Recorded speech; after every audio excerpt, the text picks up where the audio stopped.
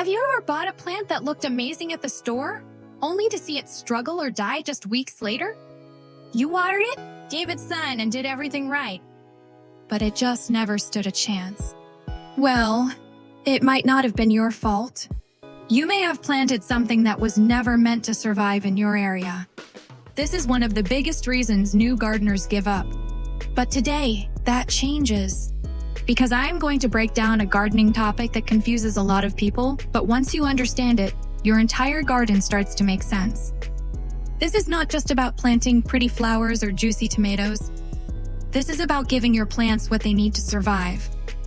Today, we are talking about plant hardiness zones, what they are, why they matter, and how knowing your exact zone can save you time, money, and frustration in your garden.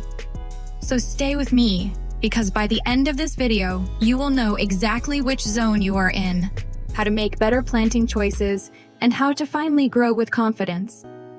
First, let's clear up what a plant hardiness zone actually is. Plant hardiness zones are areas defined by climate, specifically the lowest temperatures that a region usually experiences each year. In the United States, we use something called the USDA Plant Hardiness Zone Map. This map was first created by the United States Department of Agriculture to help farmers and gardeners pick plants that will survive in their local climate. Each zone is based on the average annual minimum winter temperature. That means how cold it usually gets in winter. Zones are broken into numbers like 3, 4, 5, all the way up to 13 in the warmest parts of the country. And it does not stop there.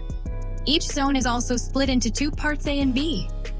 For example, Zone 6A is colder than Zone 6B. Why does this matter so much? Because every plant has a limit. Some plants cannot survive freezing temperatures. Others need a long, cold season to rest before they bloom.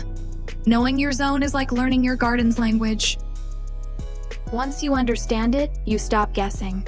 You start planting smarter. Have you ever seen a beautiful plant in a store, got excited, brought it home, and a month later, it was dead? That is not just bad luck. That is the result of planting outside your zone. And once you know your zone, those surprises stop. Finding your zone is easier than ever. All you need to do is search for the USDA Plant Hardiness Zone Map online. Once you get there, type in your zip code or home address. The map will zoom in and show you exactly what zone you are in. For example, if you are in Ohio, you might be in Zone 6A. If you are in northern Florida, you might be in Zone 9B. The letter at the end matters. It tells you how close you are to the colder or warmer side of that zone. It might seem like a small detail, but that A or B can make a big difference, especially when growing tender plants or trying to stretch your growing season.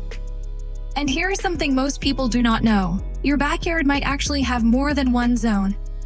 This is where it gets interesting. Even though you live in one zone, your yard might have several microclimates. Let me explain.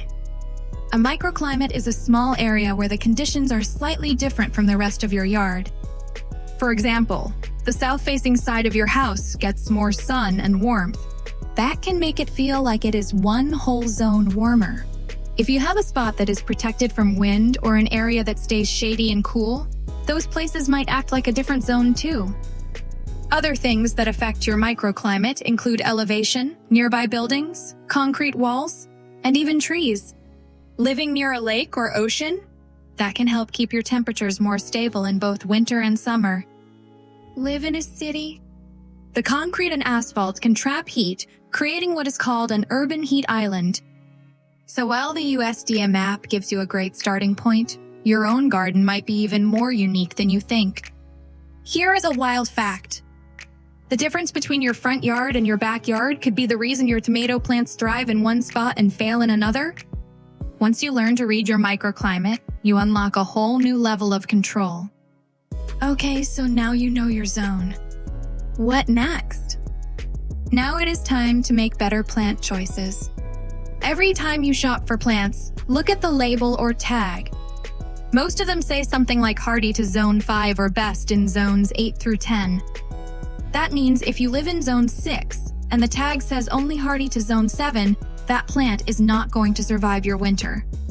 But here's the trick. Just because a plant will survive in your zone does not mean it will thrive. Try to pick plants that not only match your zone, but also match your light, soil, and water conditions. And if you fall in love with a plant that is just outside your zone, do not give up yet. You can push your zone limits with smart strategies. You can grow tender plants in pots and bring them inside in winter.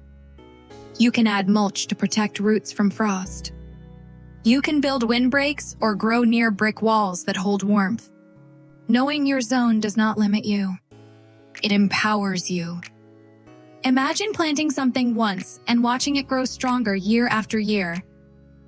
No replanting. No stress. Just healthy, happy plants because you finally planted what belongs in your zone. That is the kind of garden you deserve. Now that you understand your plant hardiness zone, do not just move on and forget about it. This is where your best gardening begins. Start using this knowledge to plan ahead, not just for today, but for every season.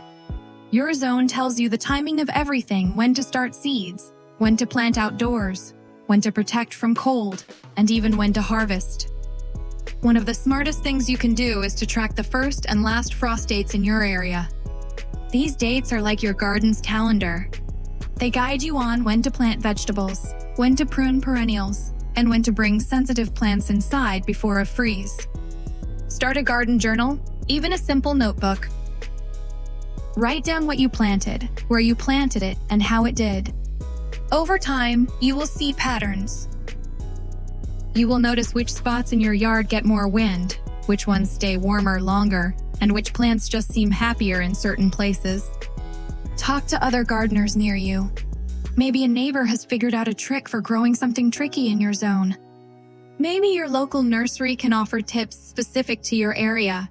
You do not have to figure everything out on your own. Most importantly, stay curious. Gardening is not about perfection. It is about learning, adjusting, and growing through experience. Whether your space is big or small, every gardener shares one goal to create something beautiful, season by season, right where we are planted. If this helped you understand your plant zone better, let me know in the comments where you are gardening from and what zone you are in. And if you learned something new today, give this video a like so we can keep growing together. Your garden deserves to thrive. And now, you are one step closer to making that happen.